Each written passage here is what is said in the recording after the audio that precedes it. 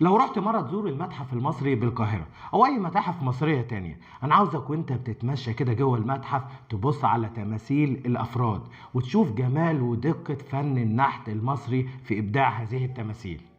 ولما تبص بعينيك وقتها هتلاقي إن الفنان المصري القديم قام بطلاء الرجال اللي هم الذكور بلون أغمق من السيدات اللي هم الإناث. طب ليه؟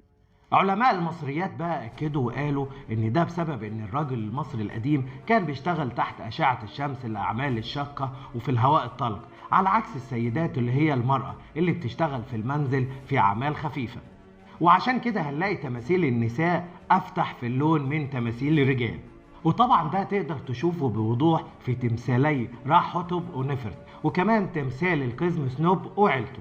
التفاصيل الدقيقة والجميلة دي مش موجودة بس في التماثيل، لا ده موجودة في كل النقوش والجداريات المرسومة في معابد